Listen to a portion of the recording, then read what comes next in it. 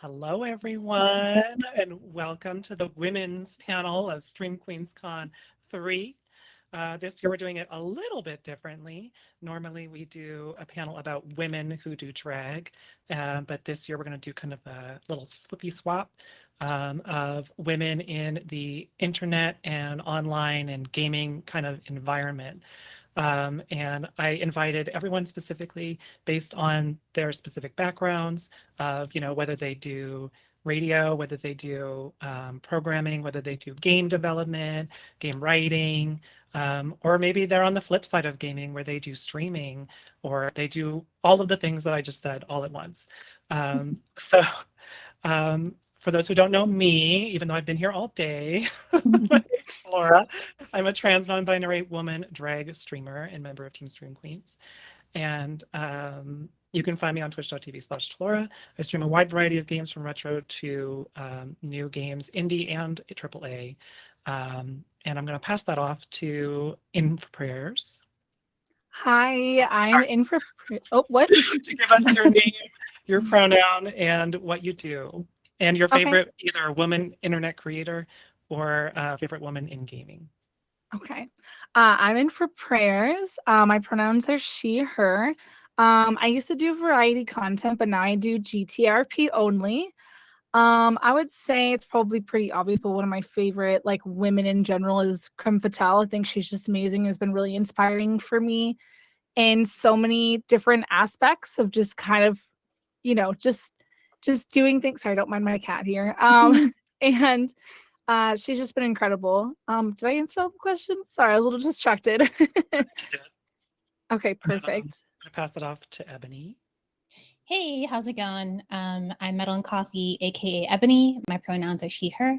I am a general content creator in terms of music. I build a lot of short little reels, I guess you want to call them, about metal music and my favorite metal music. I'm a radio DJ as well, so I DJ on GimmeMetal.com. I have been one for like 15 years. I'm also a streamer. I stream programming. I'm a software engineer as well, so I'm in the all white cis male dominated industries, but I'm proud to be here. I love being who I am. And my favorite content creator, probably Kiwi on the Sticks, because she's just herself and really funny. And I just enjoy the energy she puts out into the world. And I kind of always model myself off of, like, whenever I'm feeling bad about myself, or if I feel have low self-esteem or something for a day, I just remember her and how she acts and how she's herself and really awesome. And yeah, so that's my answer. Thank you so much for being here. I think what you do is like so incredible that like you do all of these things. Thank you. Toby. Hi, I am Toby. I'm she, her.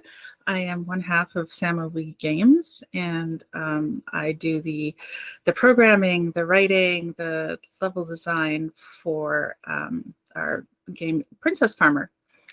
And favorite women in games, it's actually funny because she's how I came about knowing about Whitethorn Games, which is our publisher, and that was Kells at Peachy Keen Games, who made Calico. I actually really like Whitethorn Games, and I think that's kind of how I ended up finding Princess Farmer. They do a lot of really cool and diverse queer games. They're always really good. They always hit the nail on the head for me, and they're always super cozy. Yeah. Charlene. Hi, I'm Charlene, she, her. I'm the other half of Samo B. I don't know where she is. Over here, she's. I'm the other half of Samo B, and I do the art, game design. Yeah, writing, story. Or no, I don't do the writing. I do the story, but not the writing. There's a difference. Yeah. So it's like story kind of like taking the writing and then being like, this should go here and that should go there for like pacing. Yes, the story is like, I think this scene should be about this, but I don't have to do anything else. It's great. Convenient. Yeah, it's very convenient. Oh, my favorite woman in gaming. She just passed recently, but it's Rieko Kodama, who was one of the original Sega creators. She was an artist on the first Phantasy Star, the first Alex Kidd game. She was on Sonic 1 and 2. Um, she went on to direct Magic Knight Ray Earth on the Saturn. So, like, doing a magical girl action RPG that's gorgeous looking. It's so good looking. It's like just that peak kind of uh, uh, goals of what I want in gaming. Yeah. I mean, I think we've all heard of at least one of those titles. I mean, I don't know how anyone couldn't have heard of Sonic, but She's been in she's done a lot of stuff, and it's wild that, but she's been mostly, in the background kind of thing. I guess I didn't answer that question. For me, it's right now it's ContraPoints. I think the video sort of long form essays that she makes are really thought provoking and well researched. And she kind of helped me develop understanding my trans identity and things like that back when I was still more only identifying non-binary. And I just think like what she's doing is impactful and really important. And also, you can find more out about Princess Farmer on Steam, and we're also going to be showcasing it during our indie game showcase later on Oh, fun. in Oh, yay. the con, which is very exciting. Mhm. So I realized that we kind of answered this question already that I put in our little document, but I guess we're kind of delving a little bit deeper into the discussion of what we do, whether that's in gaming or on the internet or on other platforms. Do you think being a woman, what we do or how we are treated is distinctly different? Does anyone want to grab that one first?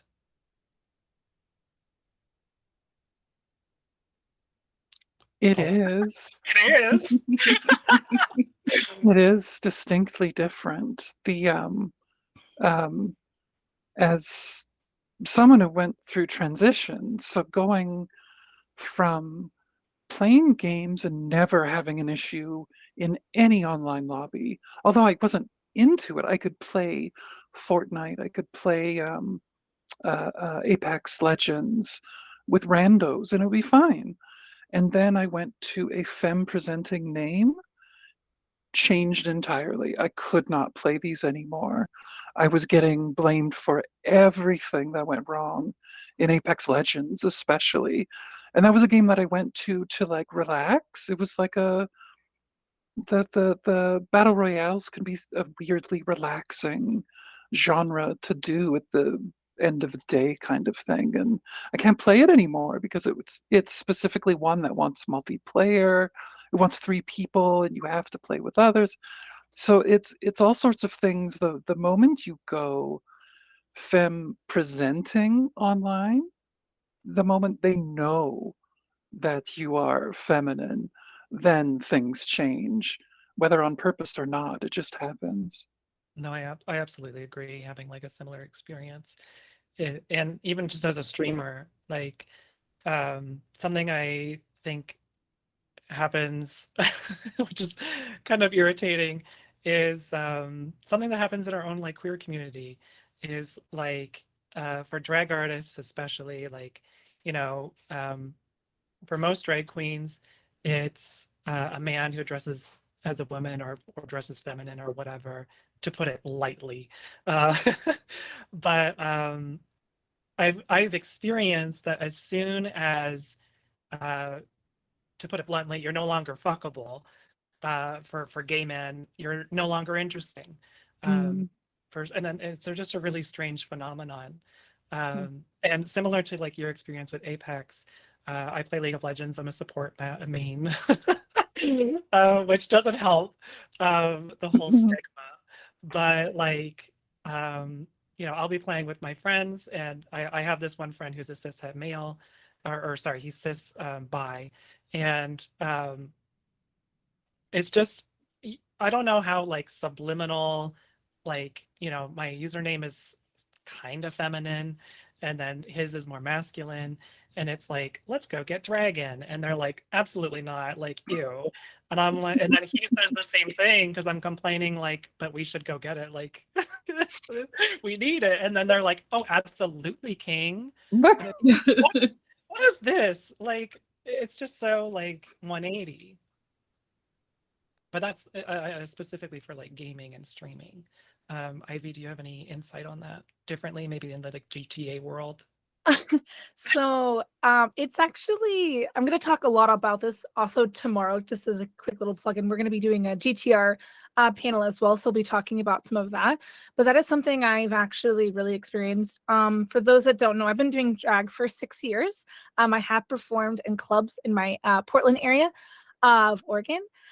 And so I've experienced like misogyny or just like things like that in queer spaces online, things like that for being a woman that does drag. And I think we can all say, as a woman in the gaming industry, we do experience things as we're hearing. One thing I do want to touch base on is the whole, when we are no longer fuckable, it's like we don't have any value to anyone. And that's something I've been experiencing like really recently. So with GTRP, I do a lot. I play kind of an interesting character who's very outspoken and doesn't deal with things. And she's really aggressive. And so when people see her, they get really upset about it. And I've done streaming for almost 4 years now, and I have never received as much hate as woman that does GTRP than I have with that, which is really interesting. Especially since I also don't have a camera on as well. I have been extremely sexualized and have been targeted and things like that. So it's been very an interesting experience, and I think some of us can probably say that we've had that, right? Just being online as being saying things like that. But I've said it before on my channel, and I will say it all the time. I'll keep fighting it, but it's something I am a queer woman on Twitch, and I have never experienced as much hate as I have doing GTRP, which is so silly because you're playing a character and you're like trying to like, or at least for me, trying to do like a story and building those things that are, you know, a little bit different than just outside of yourself. Like I'm selling a different fantasy than I am with makeup. I'm selling a character and things like that. I'm doing content, and it's just so interesting that people are so pressed about. You know, they're like, oh, well, this woman can't offer what I want in a woman, so I'm going to be hateful about it. It's just really interesting to me. And I feel like some of us can probably add to that if anyone wants to. Metal and Coffee, you seem like you're like, yes. Yeah, I was just heavily agreeing with the fact that like I've experienced some stuff like that in the gaming community as well, but especially from the programming community, because I'm a streamer as well. I do stream mostly programming, which is a kind of a small community on Twitch.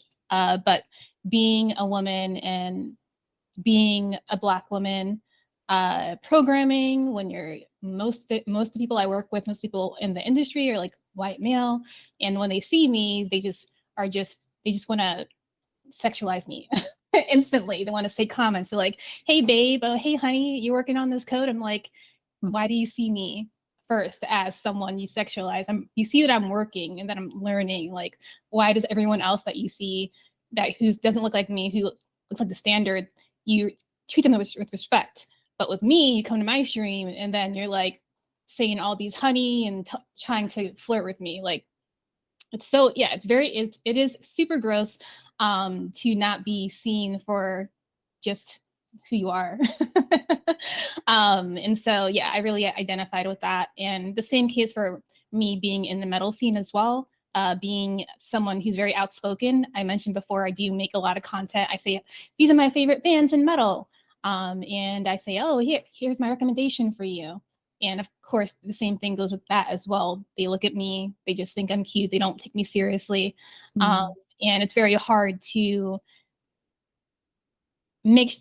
feel like my opinion matters. I do a lot of work. I put a lot of work into what I do. And it can be hard to decipher, okay, is this person talking to me because they actually value my opinion? Or are they talking to me because they just want to talk to women? So it can be hard to like just walk that line and not get demotivated as a content creator when you're really trying to do what you love and you don't know if you're being taken seriously. Absolutely. And my husband's a software engineer as well, and he's a white presenting bisexual.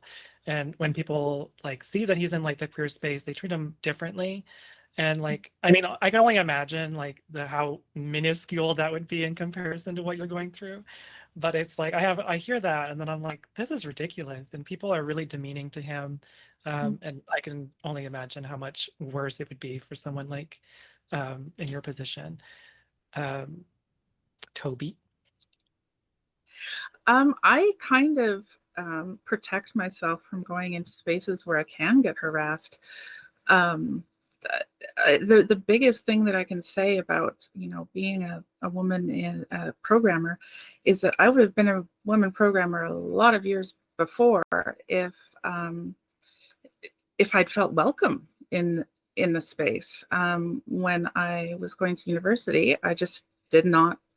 I took a computer programming course and I just didn't feel welcome. It just was, I was one of like two girls there. And, you know, I had a couple guy friends and they just would talk to me really differently.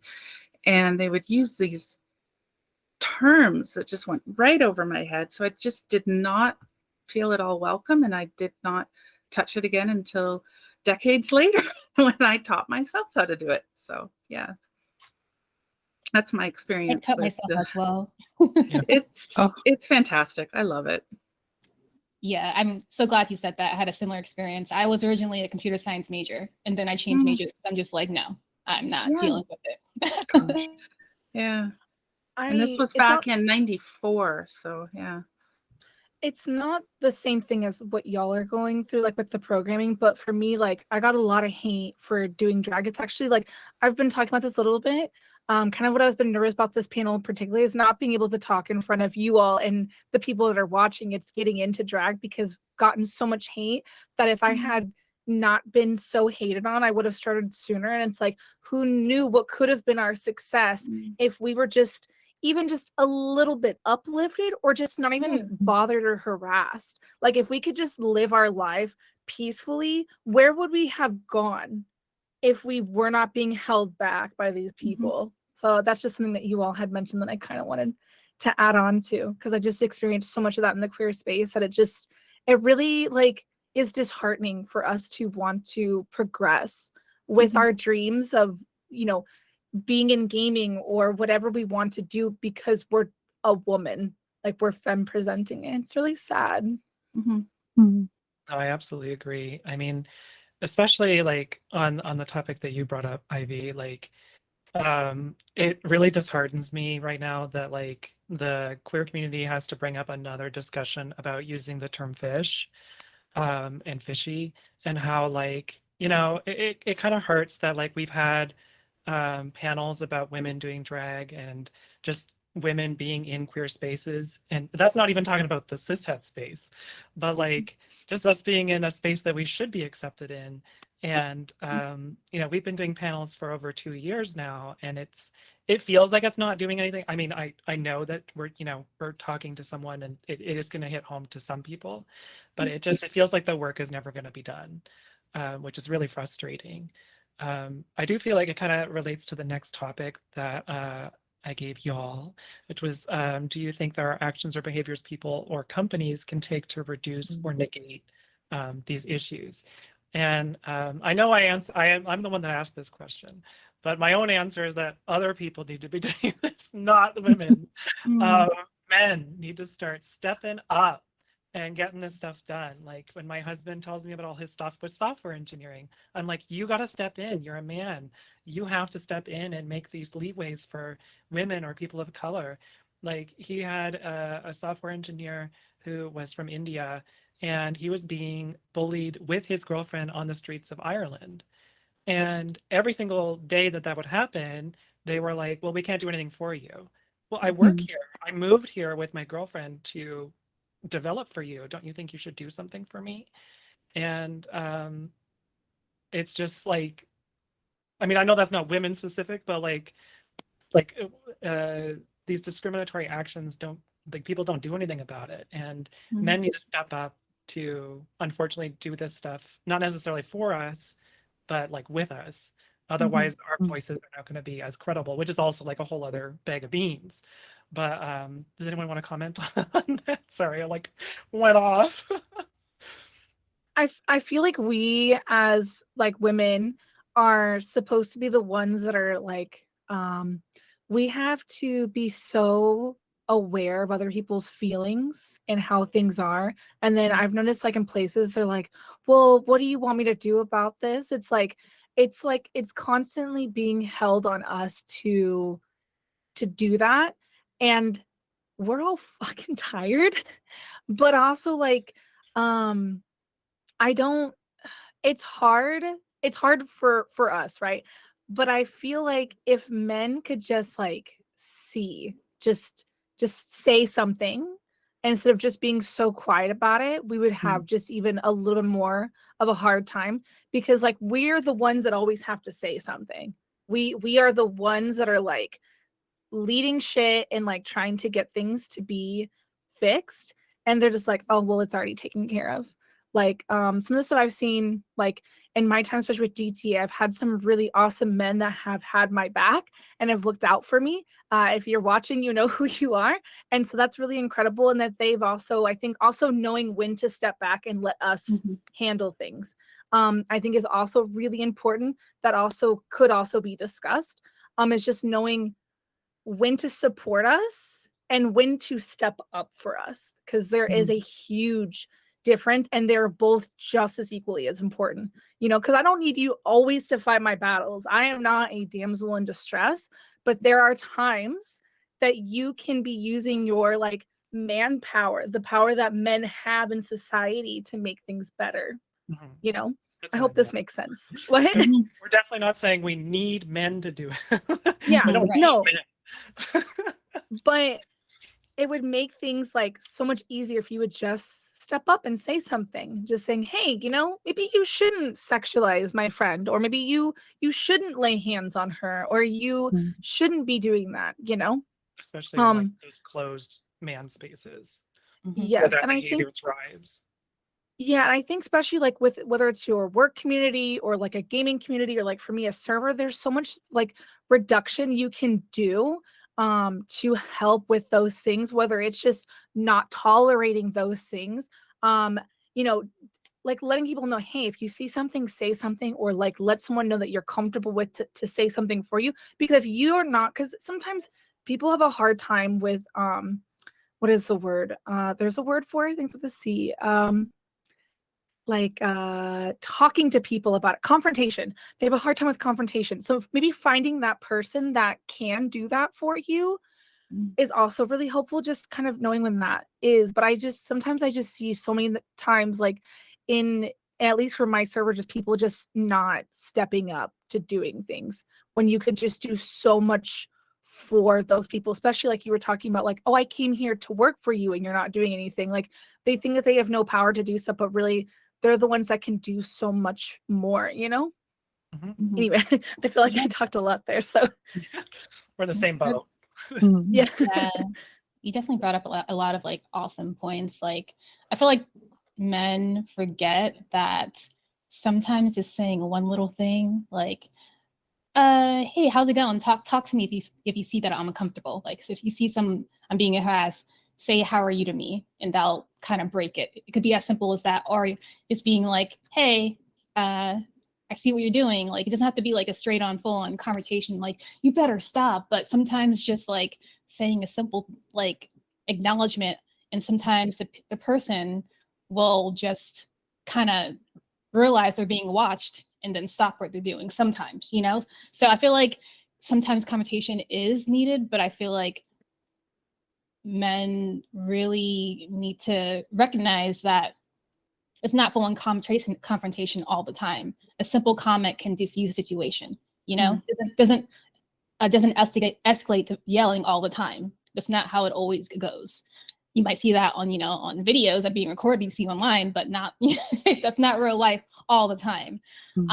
So just kind of like encouraging, well, it's not our job to encourage, but men who are listening, you need to recognize that it's just speaking up that one time, whether it's, you know, a simple phrase or just a conversation with the person who's, you know, violating us, that goes a long way.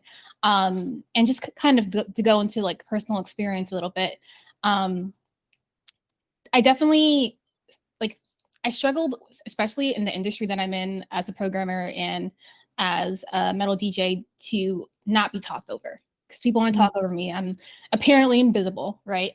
And so I just growing up too, I feel like, and I'm not sure if anyone else can relate to this.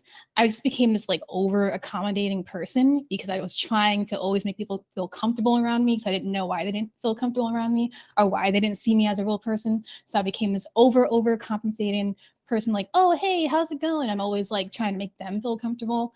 And I just recently broke out of that, realizing that that's not me, that's them. And kind of being around people who invite you into the conversation and people who are aware that this is happening to you, especially like, you know, males. If you see a woman's being, you know, talked over, invite them into the conversation, ask them what their opinion is. You know, that's as simple as that. Like, you can't, it's very hard. People have to realize it's very hard to speak up when you're the only one that it looks like you. And so it's very important, if you, especially like I was always that quiet girl. And then I started meeting people who were, you know, really rooting for me. And they would be like, hey, Ebony, what do you think? And then that always encouraged me to talk about what I thought. And then eventually I came out of the whole kind of quietness and I started voicing my opinion more because I was given the opportunity and actively invited into the space. So that's another aspect, you know, making people, I guess it's more so making people feel comfortable in the space, you know, actively making people feel comfortable in the space. I think that would it would be easier if people didn't just sexualize women and think of them as objects. That helps. Yeah. I'm not here Right. for you men. Sorry. That still blows my mind that that's still like such a huge problem. Like I originally thought, oh, that's like, that can't be that bad anymore. It's fucking rampant. So we need to cut back on that somehow. I'm not really sure how to, but Toby and Charlene, do y'all have any input, any ideas? Well, the question was like, can a company Do you think there are actions or behaviors Right. people and or companies can take to reduce misogyny or discriminatory behavior in the gaming industry, internet, streaming, etc.? For sure. This is the short answer, right? Everyone can.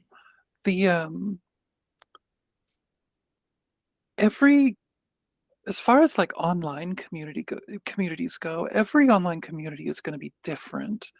So every company that's running one of these communities is going to have to figure out what that culture is.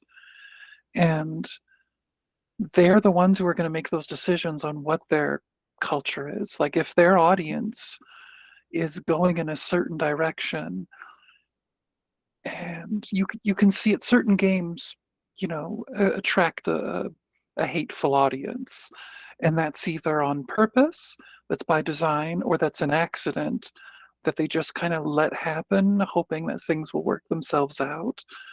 But they don't. When you start getting enough of a negative element in your community, if you don't do anything about it, it will just take it over eventually, and that the negativity is your community now, whether you like it or not.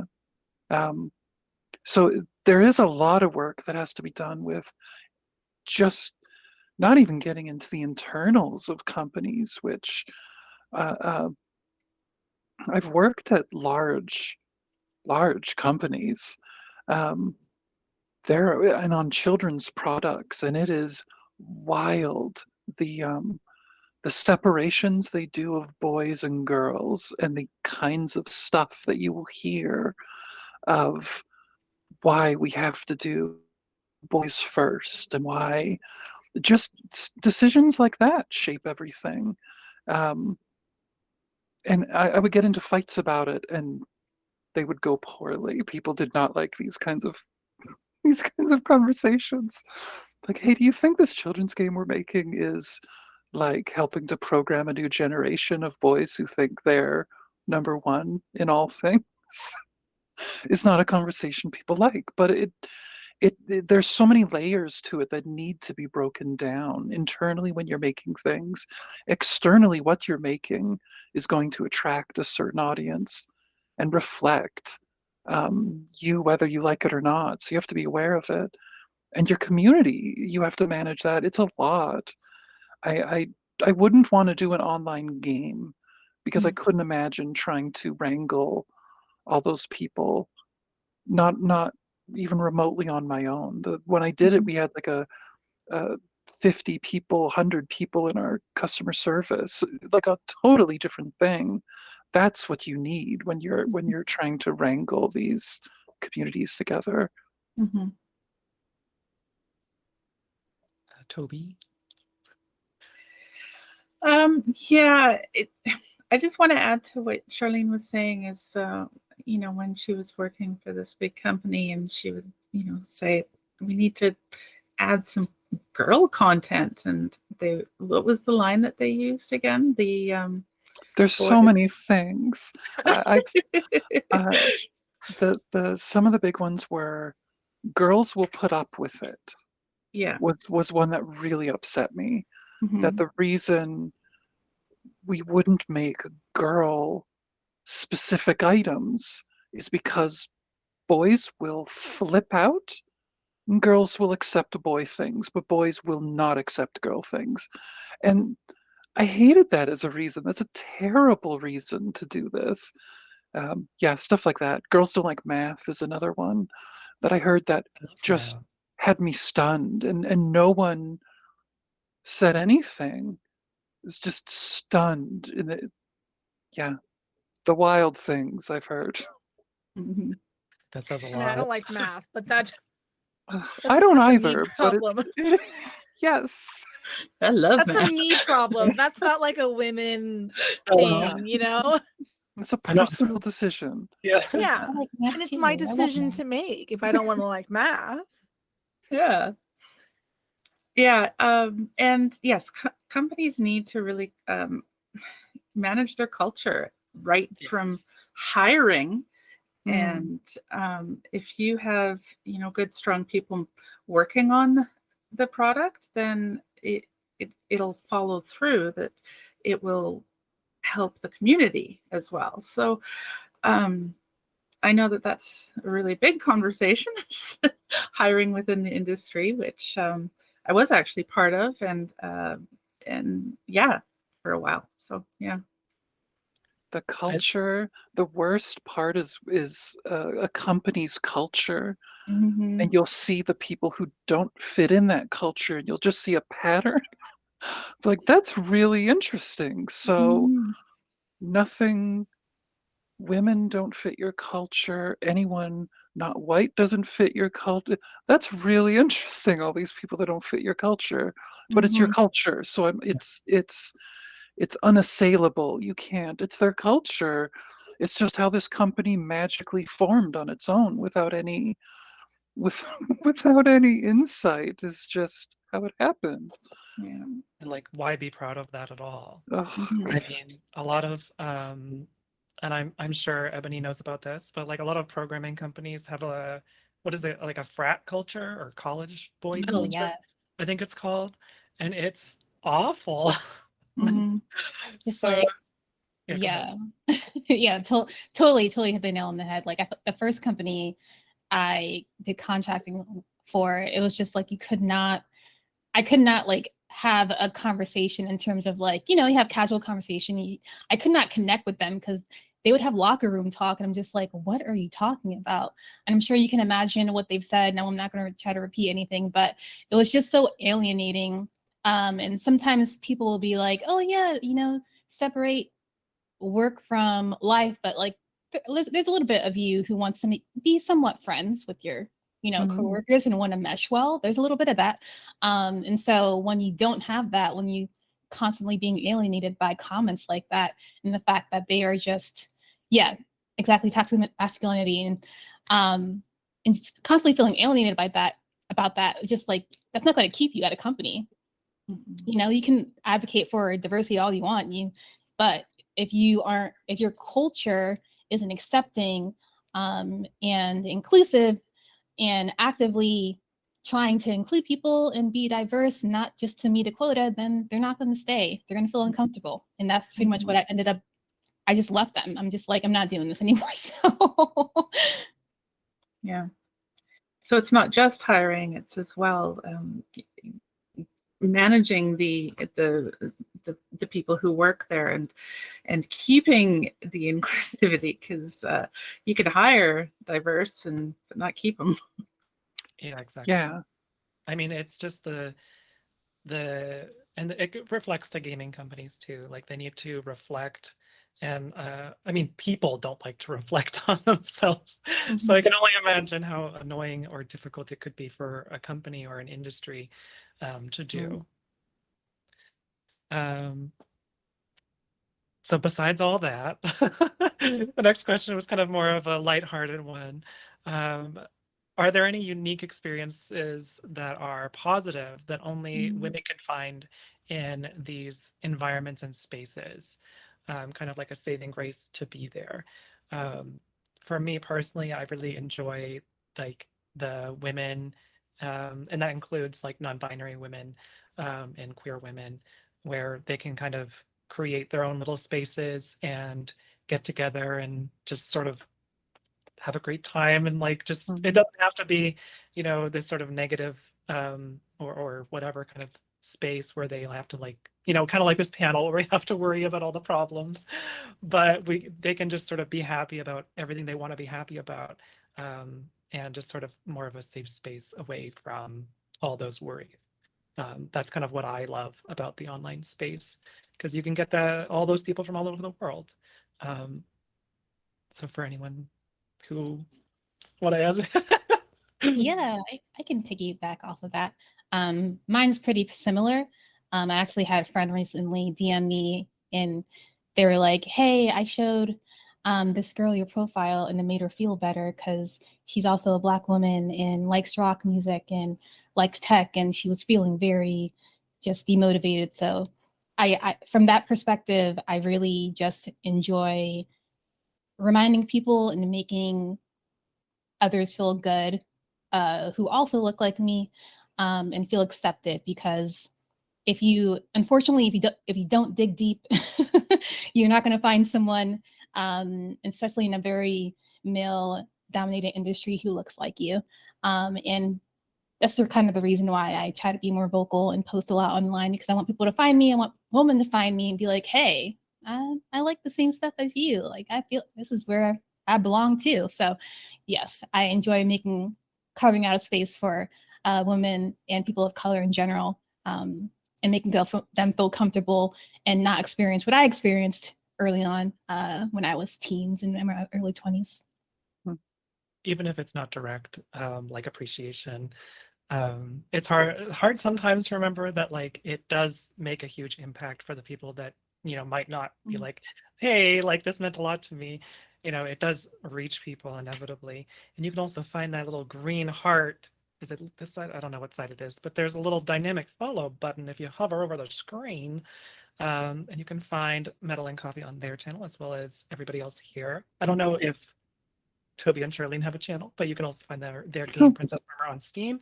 We are also currently raising money for AMFAR, the Foundation for AIDS Research, and there's a panel specifically regarding that coming up next.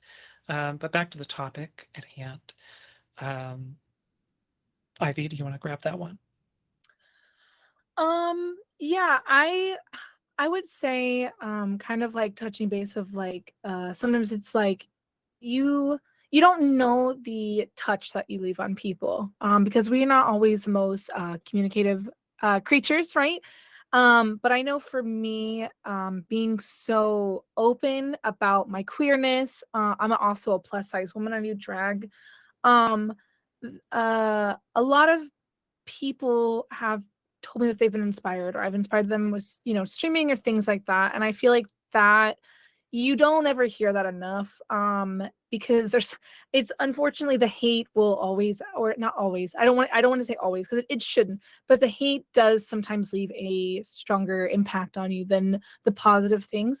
But I think it's so important to just try to hold on to that, because there's some people that I don't really talk to as much right now, but I hi, but I have really left a place in my heart, and I definitely know that I've really impacted them. And like, a lot of people don't know that, like, women can do drag, when because it's so much of, like, the culture is saying that you can't. And I know that you all can relate with it, the gaming industry, like, women can't, be programmers, and women can't do this, but us doing it means, like, we can't. And why can't we do that? Like, there's no reason why we can't, because we are doing it. And I think that is so important to remember, that just keep showing up, as much as it's so hard to do that, to keep showing up and creating that art. And sometimes the hard things, like the hate, sometimes can create the best things. Like, you can take that and turn it into something good. And I feel like that is so hard for us to deal with, because I struggle with myself. This is definitely speaking from experience, and I'm sure we can all relate on that. But you can take something and turn it into something good. And I think that is so important. And I feel like being in this industry, and doing the things that I have done, has really helped me, and also inspired other people, because I don't want people to feel the hate that I feel, doing the things that I do now, but also doing drag. I want people to be able to do that, because I know when I was wanting to do it, I was like, oh, I can't do that. I don't see women doing it. But sometimes having that representation is, like, such a, like, huge thing, and we need representation. That is Mhm. so important, and we're so, like, miss that on in so many areas, like with gaming and drag and art and just all of that. So just keep showing up, y'all. It's hard, but I think it's so important. Mm. Absolutely. Um, I mean, representation, like, the characters in Princess Farmer, for example. I see it again, and I will. I love the character designs in Princess Farmer so much. And I love that they all have, like, pronoun tags and everything like that, and they're all different sizes and shapes and colors. And that's my segue out. It was important to us. We Yeah. we um, we started adding more pronouns for characters as more people in our lives started coming into our lives that had different pronouns. That um, it started with our child um, wanting to go by they.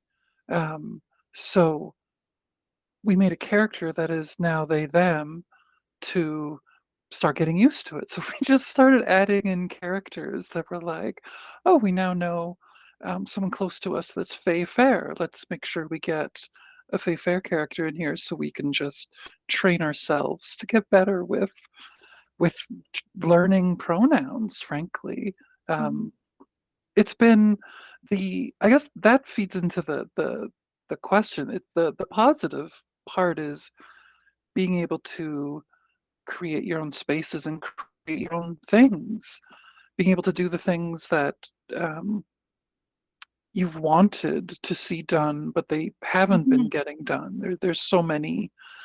Uh, we've had decades of stories that are generally the same kind of viewpoint.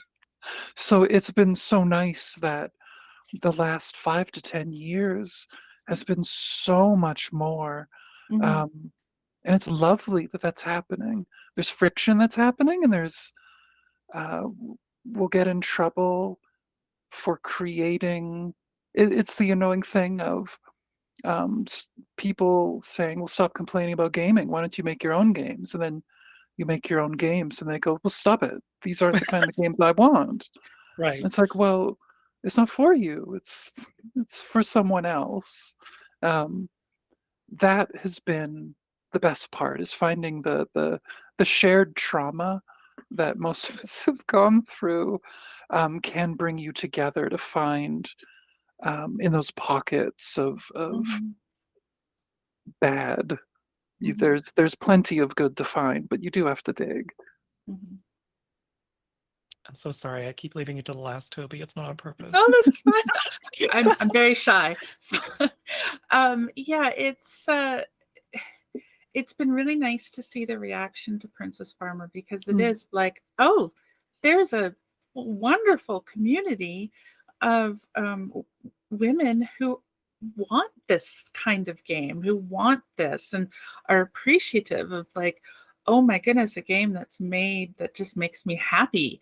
And it was one of the things we with the game is we wanted it to feel like a warm hug and just really positive and um, just we were going through some stuff and it really helped to write these characters and have no real big conflict that was depressing. There was nobody with trauma. There was nobody with, like everybody respected pronouns and identities. And it just, so finding these people online who have really enjoyed this has just been, it's been wonderful, honest.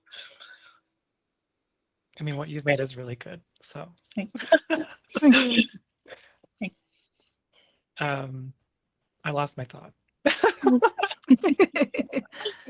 But we have about less than 10 minutes. Does anyone have any final thoughts or things that they'd like to share that are not plugs? Because we'll do that after. Well, Maybe some as self-taught programmer, and if you're interested in it, just friggin' do it. Like, it just do it. You don't have to go to all these classes filled with people that don't look like you or talk like you, and find online communities to learn things and find the people who will help you. So yeah. I don't know if it's the best resource, but I know that Khan Academy, KHAN, has a free Mhm. programming course. Yeah. I started it and then I didn't finish it. I need to get back to it because I want to learn how to program as well. Yeah, I Yeah, use just to add, Udemy. oh, same. Yeah. I just want to, piggyback off of that. Yes. Online communities are where it's at. You get more access to people who are around the world, who look like you, and, it's more comfortable. You can find the space specifically for you. So yeah, I'm actually a website programmer. But if you're interested, my DMs are always open. I'm always happy to help guide people. And for sure, you do not have to spend money like that. Free. All about free over here. I was about to say, I'll pay you. Ivy or Charlene? Final thoughts for the women's panel? I feel like the big thing, I feel like people to think about setting the precedent, right? Like kind of Charlene was talking about, well, are we teaching boys to be this way kind of thing? I think that we can all take something of like kind of leading by example, right? Like we wouldn't want to see our mothers go through this, our daughters, we don't want our sons to go through those things too. It doesn't even have to be gender specific.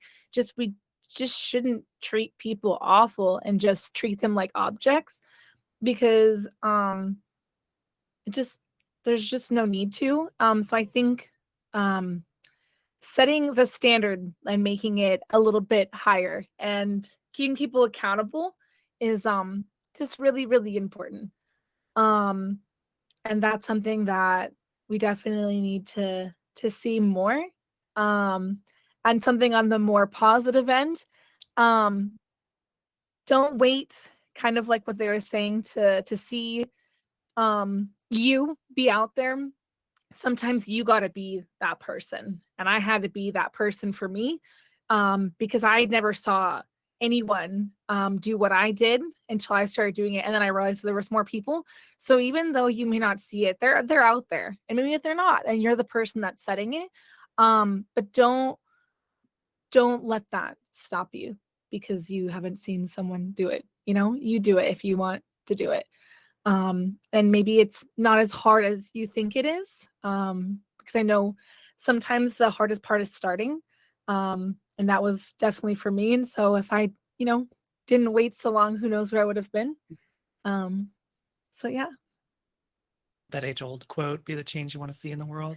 Yeah. I feel That's like, true though. yeah, Yeah. I feel like if not all of us here have had to do that, we have to be our own role models. Most women. Be our we own could- parent Yeah, sometimes. that too. That too. Yeah. Yeah. Sometimes we have to be our own moms or Mm. whatever figure that we need. Charlene, did you have any final thoughts? The same kind of thing. Make your stuff. If you're holding off because you feel you don't belong there, make it anyway. And it's going to be bad, and then you'll get better. Is the important thing. You'll start, and it's going to be bad, and then it'll get better because you'll do more. And it's okay to start bad because so make your stuff. The chances are what you're making will be important to someone.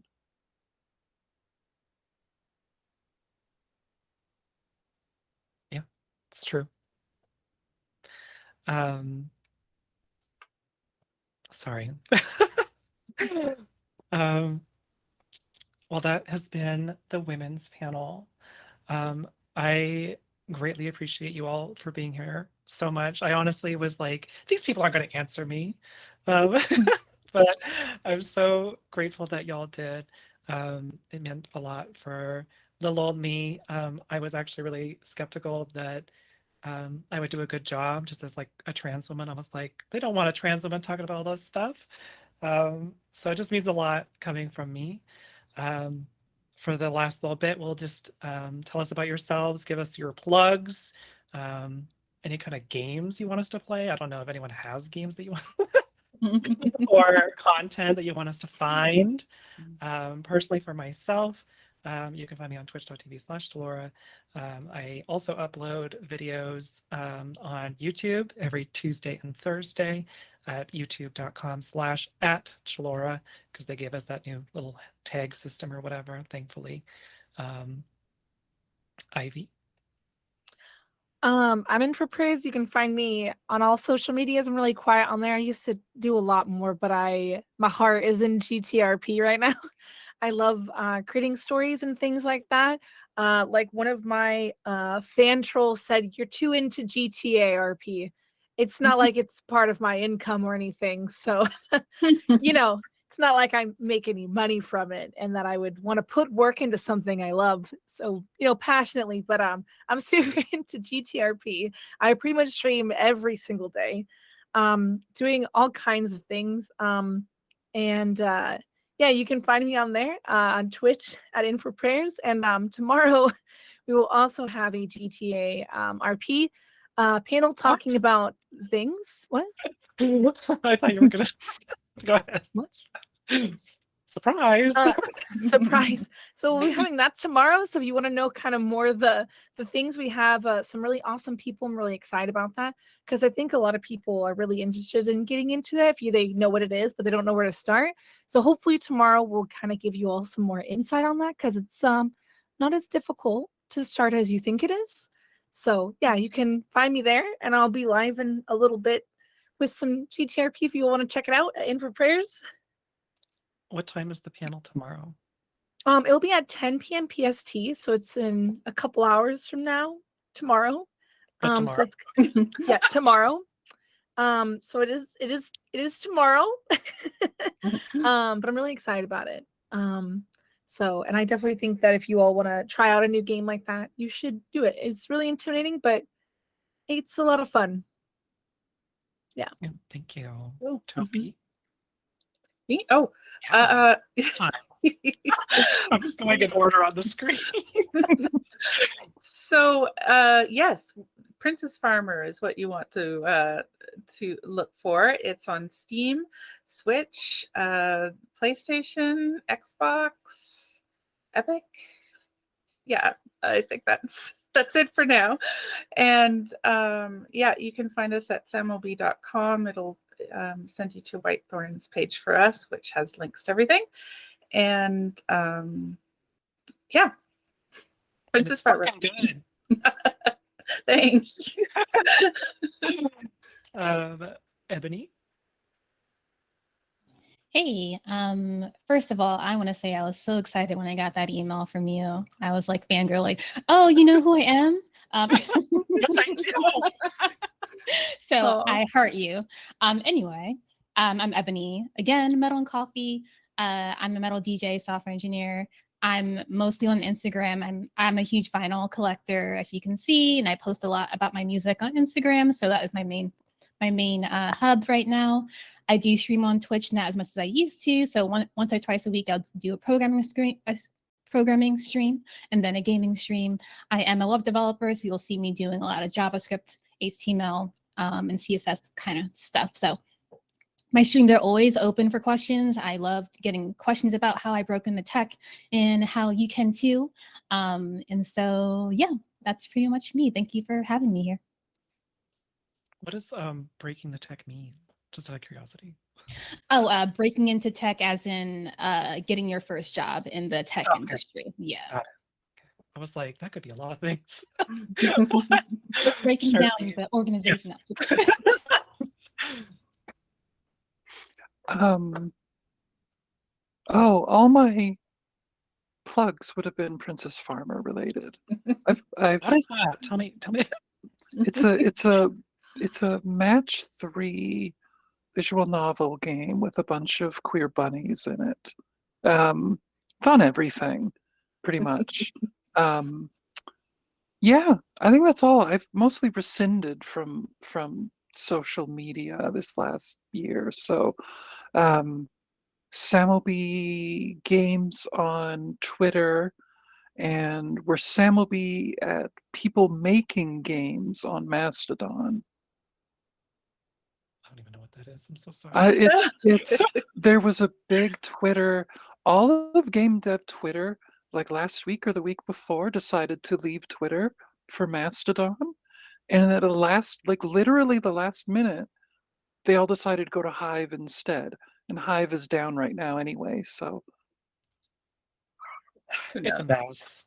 Why go on Twitter when you could play Princess Farmer or listen to a metal DJ set or learn how to program or watch In Prayers GTA RP stream or a rerun of it? There's a lot. You got a lot of options, and I think Twitter is at the bottom. Thank you, everyone, again so much for joining us for the women's panel this year. I know it's Thank you. different, but respect It's women. a good different. Yeah, it's a good different, just a little It's a good different. different. A little change. Thank you. Yeah. Yeah. Thanks everyone. Smile away. Thank you. Thank you. Bye. Bye, everyone.